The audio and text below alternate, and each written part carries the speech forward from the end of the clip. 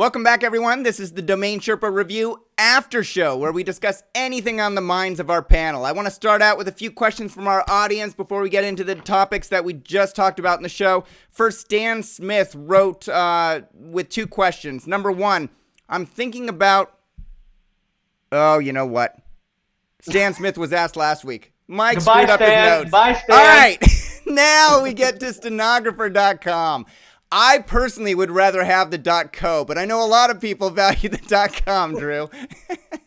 All right, we talked about the stenographer.com having a value of over 100,000. Drew, when you were reviewing it without the other Sherpas knowing that you actually owned it, didn't you say that you were looking for a retail price around 30?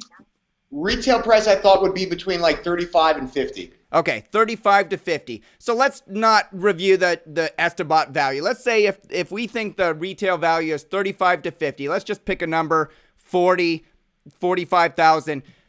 Is it fair to say that the value of stenographer.co is some percentage of the .com? What do you guys think? Yes. And what percentage would you put it at, Adam? I would put it at, honestly, no, I'd be honest, I'll put it at a half. Half a percent. I'd put it at half of 1%. A half? Okay, so a half of 1%. So if my math is correct, let's just use 50 as the number. 1% would be $500. $500. $500 No. bucks? $400? 500. $500 would be, I'm sorry, 50,000. No, would be I'm 5,000. Yeah, $500 is 1%, so you put half a percent is worth $250. That's it. Which means it's not worth buying. Wait a second. You'd have to find the buyer for $250 Right. first So of all. if a co's valued at $250, it's not worth buying. No, well, wait a second, Paige. If stenographer.com gets built out, wouldn't the owner want to buy the typo of his name for $2,000? No one works backward. You just said it there. It's a typo. Listen, you can use the .co if you own the .com. So you buy both domain. There's only one way to do this the right way, and it really is the truth. No matter what anyone says, you buy both. You get the .com, you get the .co, you brand the .co, okay? You brand the .co. You explain to them that it's a .co and you brand it.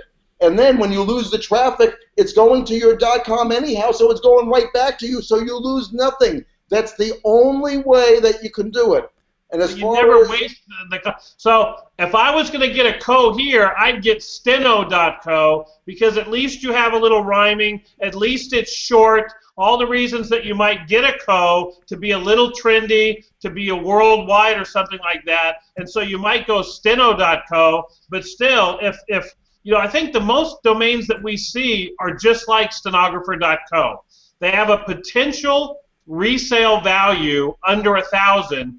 Which, if you go back to your wholesale value, it's 0. So you have a name with an ask of 1,000, a bid of 0, meaning you can't sell it to another wholesaler. So try it for a year, but I wouldn't keep it because the way I look at .co is you say in every TLD there's maybe some number of 10,000 domains that should be registered.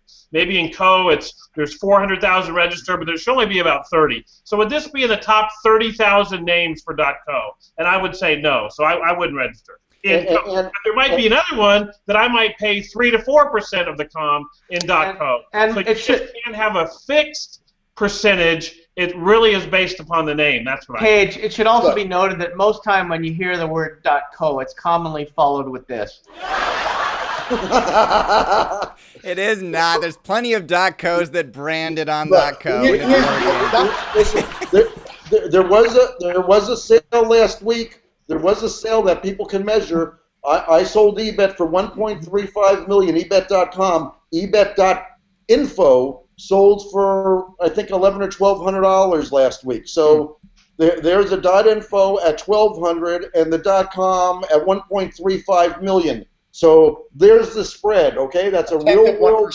A tenth of 1%, yeah. 1/10 of 1%. So what Rick is saying is he missed out on $1,200 by not owning the info. Hey, Drew. Look, here's the deal. I think .co has a place, right? And I think .co, where's the value?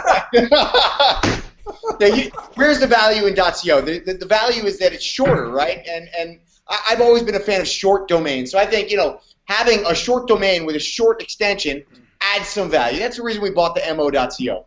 Stenographer.co for me has zero value.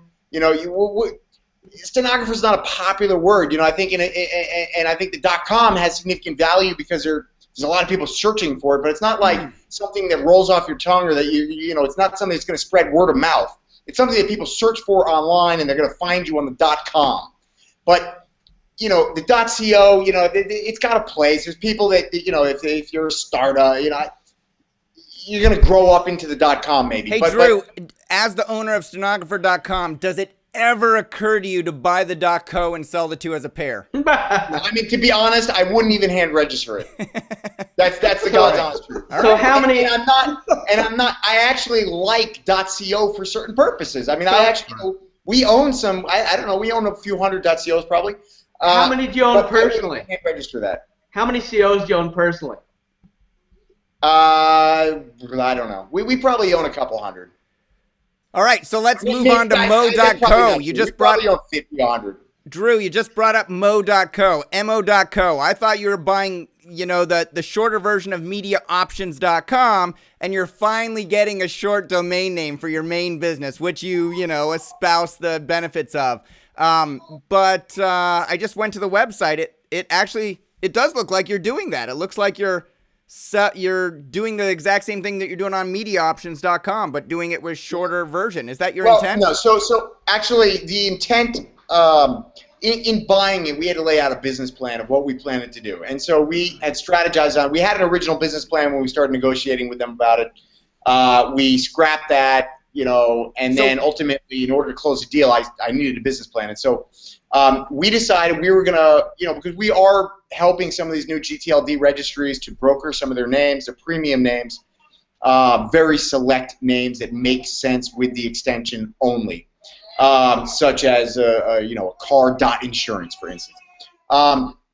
However, we decided to use mo.co as that platform to market those alternative GTLD extensions. It was mo.co, because alternative extensions mean more options, and it's media options.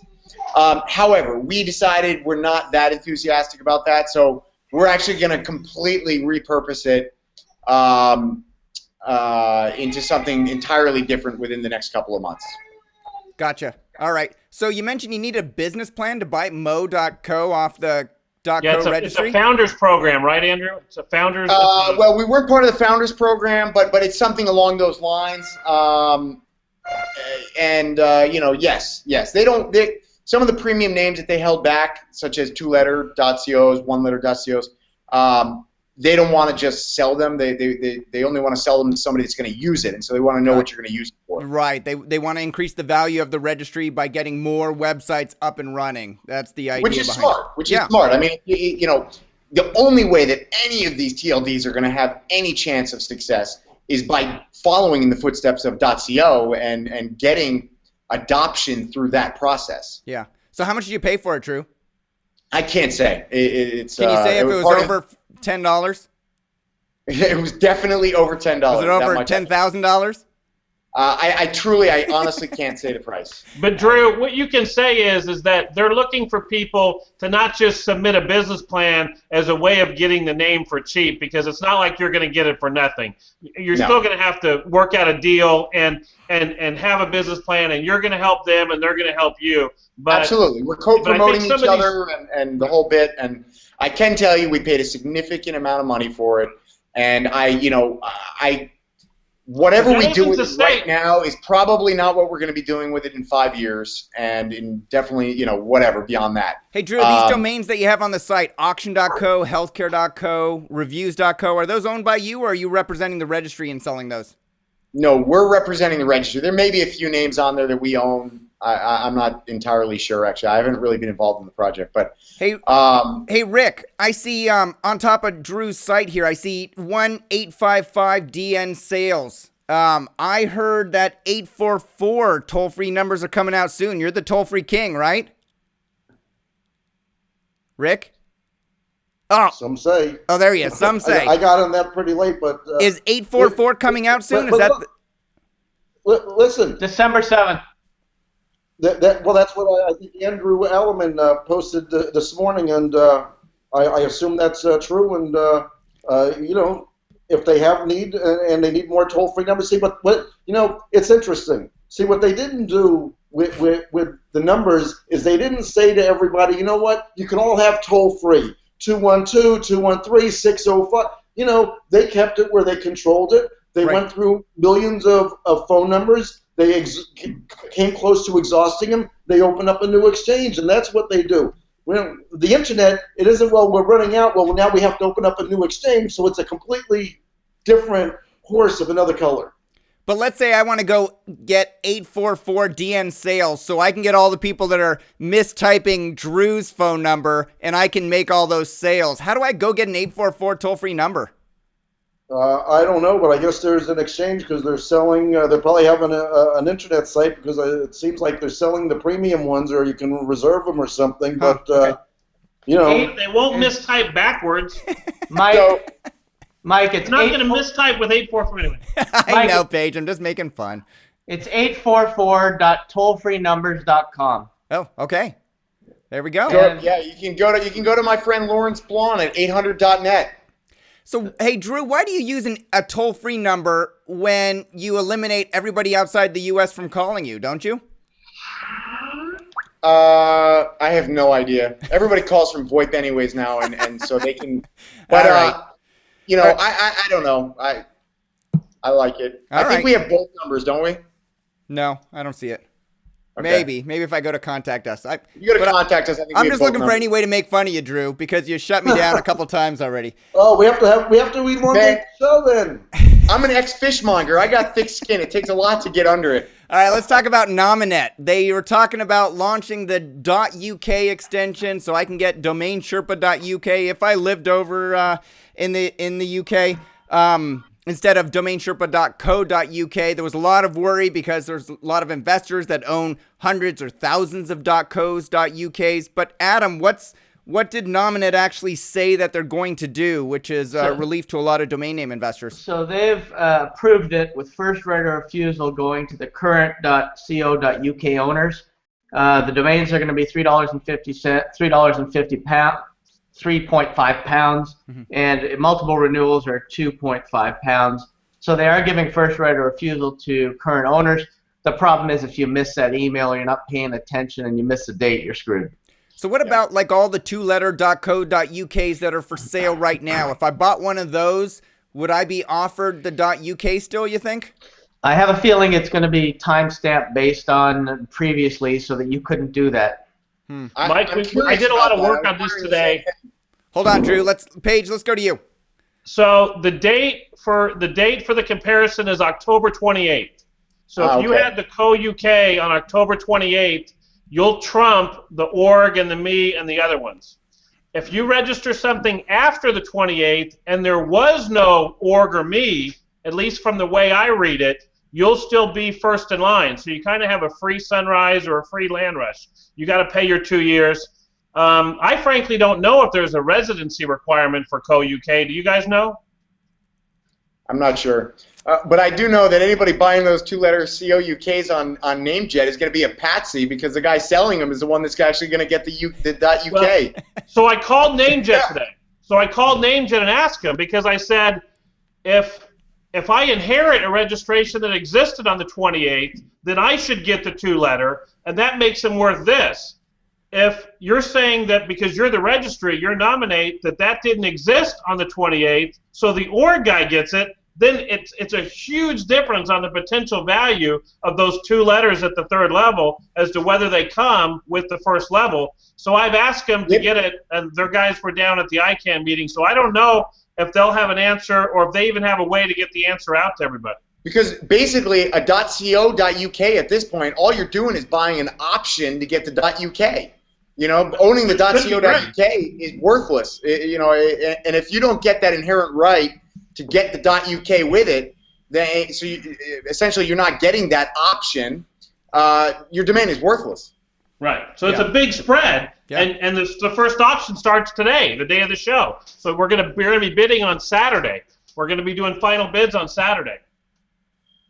Yeah, they need to clear that up. Yep. Because the owner is the registry, so they have to tell you whether you're gonna get the carryover. No, rights. I don't think the registry owns those names. Oh, really? No, the ones on NameJet, I'm pretty sure I know who the owner is. It's a private owner. Yeah, I don't want to I out was them. assuming it was one of these times where they released them really late. So No, yeah, I think that's it's somebody who's actually been interviewed on DomainSherpa in the past.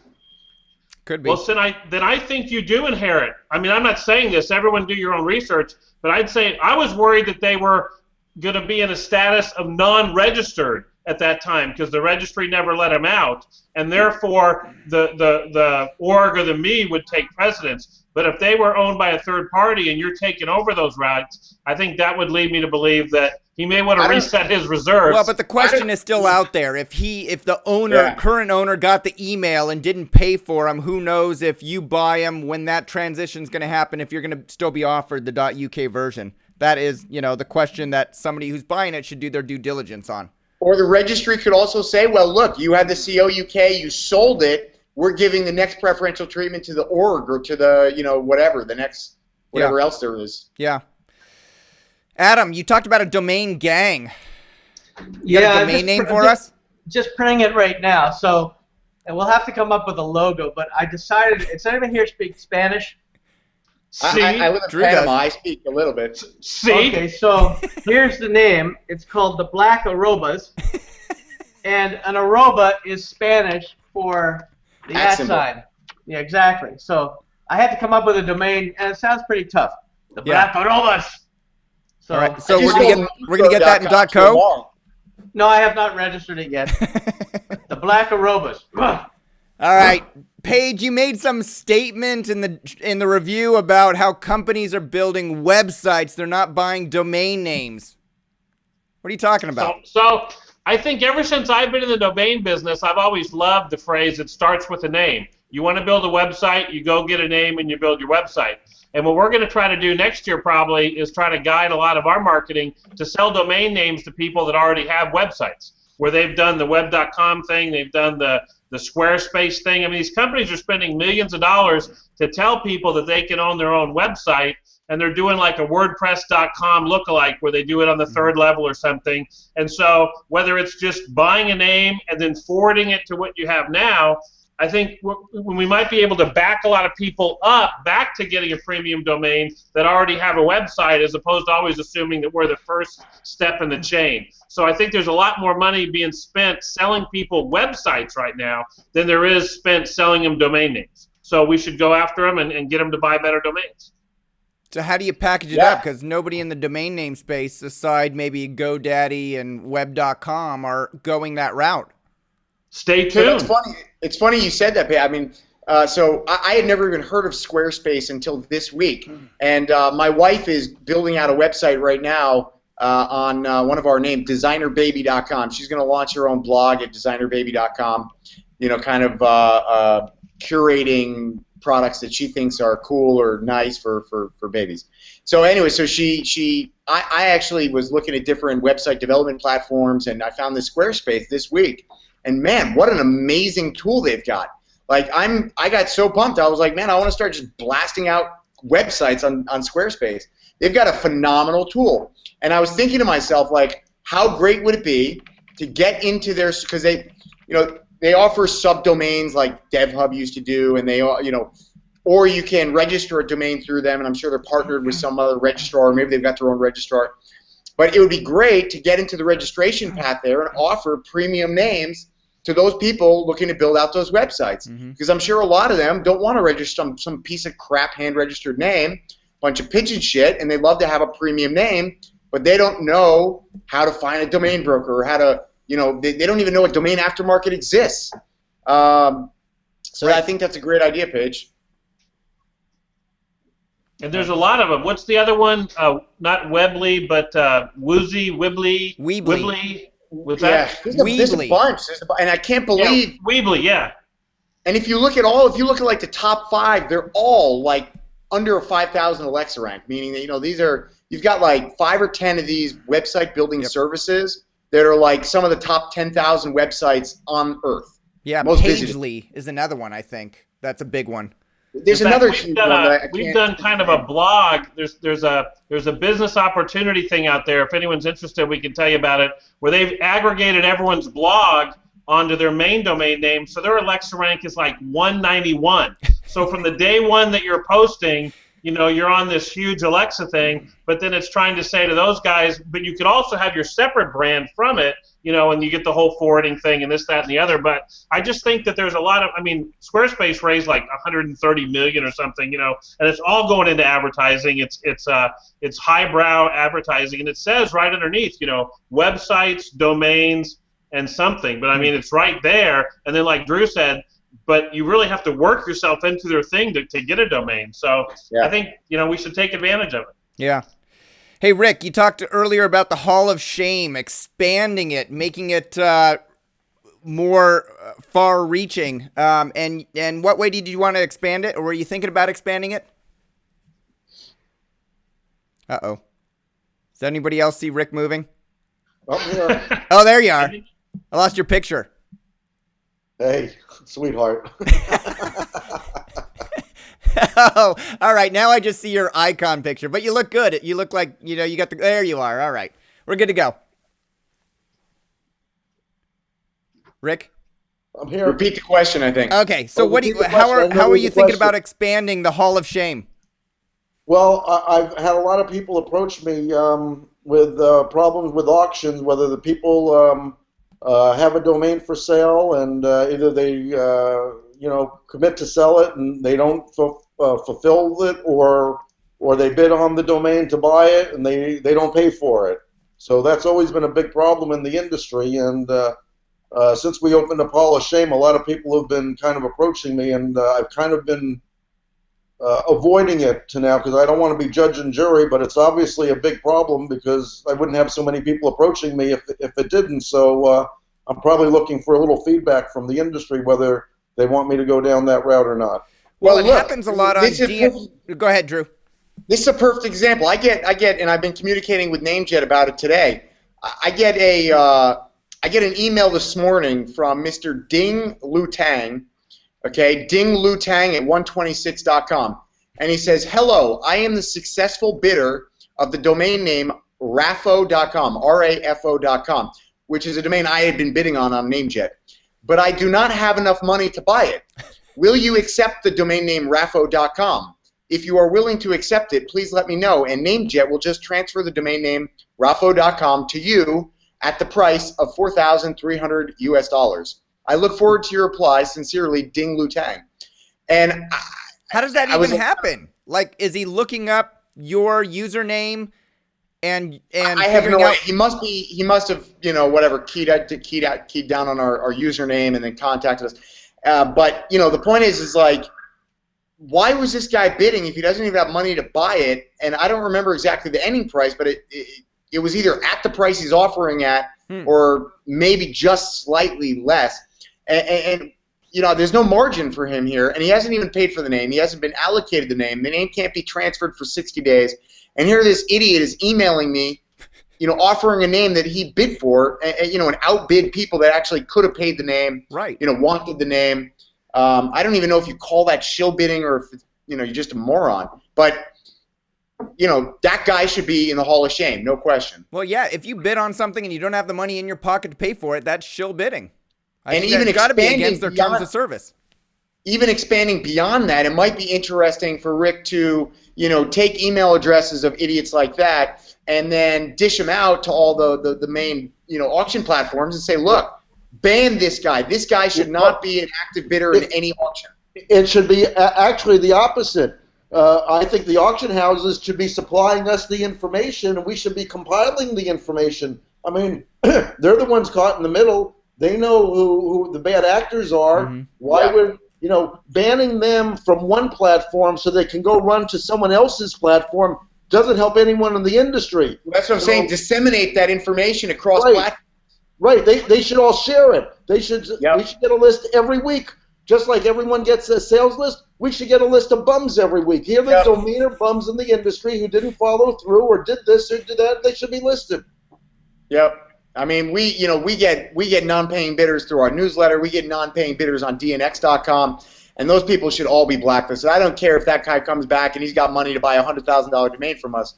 You're done, man. I mean, there's nothing worse. That puts a huge black eye on our industry. Well, hopefully there'll be some feedback from the posters after the show that will kind of give us some direction. But I'd love to get an email every Tuesday. They send out the list of sales. Cito should send me the list of guys that are screwing them, and so should James and Afternick and everyone out there that and that way.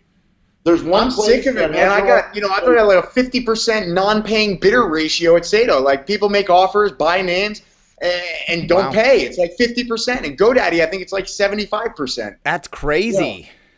Yeah, we all know the story about Alvarez and how much that cost the industry. People never know how much that cost them in time lost and money lost and opportunity lost. And a lot of people thought it was funny. And I never lost a penny because I didn't bid in them. But for the people that did, let me tell you something. It can be life-changing when someone screws you around on that, and you're wasting your time and money. I don't even know what the story is on that, Rick. What's the backstory? Well, that's a long story. It's a long story? You have all right. to go to Rick's blog, but all right. Alvarez was Adam, what was the guy's name? What's his real name? He used to come to Brady. Nelson Brady. Yeah.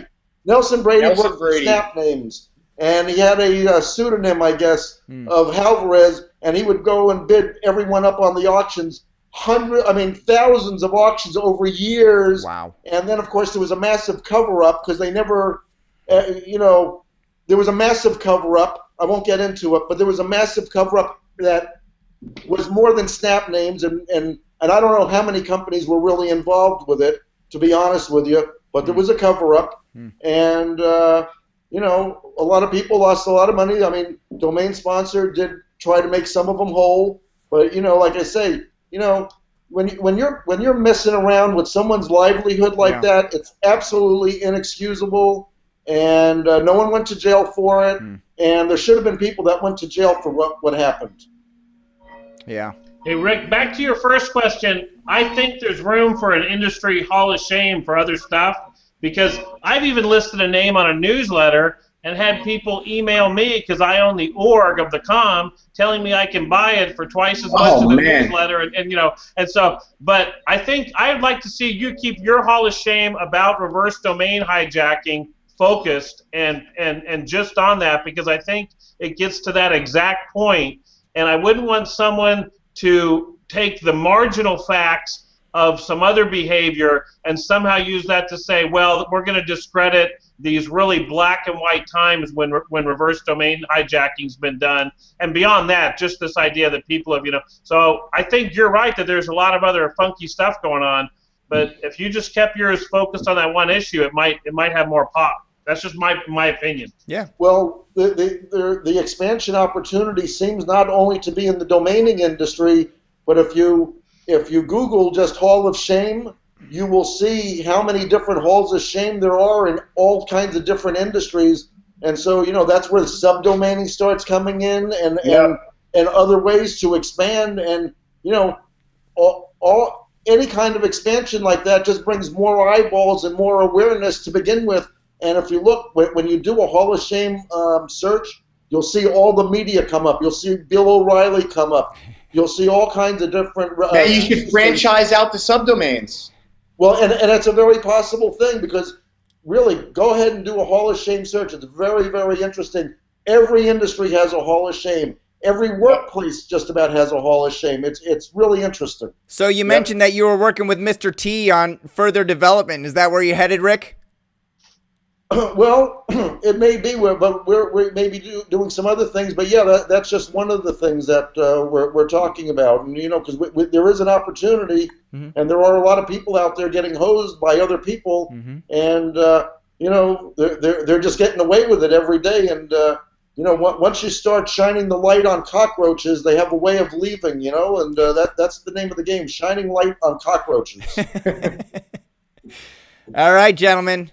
It's been a pleasure. This after show is done. We'll see you all in a couple weeks. Drew, thanks for joining us this week. Thank Yeah, you, it was a Drew. pleasure. I hope I get invited back. The jury's still out, Drew. We'll let you know. Happy Thanksgiving to those that celebrate it in their own country. Hey, I'm going to be No. in Turkey and watching football, so don't mess with me. Football, No, baby. you know what? We've got a huge expat community here, and just across the street from my house, there's a brand new hotel, like beautiful 5-star hotel, colonial hotel being built, and they're gonna have a huge Thanksgiving party for all the expats. We always have a great party. Last year we did it at my house. It's always a good Thanksgiving party down here. Nice. So if you're down in Panama, go party with Drew. Michael, Adam? turkeydaypardon.com is mine, but I don't know why it's under privacy. You know, I saw it was in Canada. I'm like, I wonder if I should call out Adam on No, that. it's definitely mine, but I don't know why. Maybe the turkey's hiding. I don't know. Hey, Adam, maybe you can have domainers write in next Thursday, and they can say, I bought this domain name, and you'll give them a pardon for buying that domain name, and then, one day a year, you'll give them a pardon for that. Is that turkey shit or pigeon shit? I don't know. Get Actually, full, I like- guys. Enjoy your Thanksgiving and eat a lot of turkey. All right. Take it easy, Take guys. care. Bye, Bye-bye. guys. Bye-bye. Bye, thanks. Bye.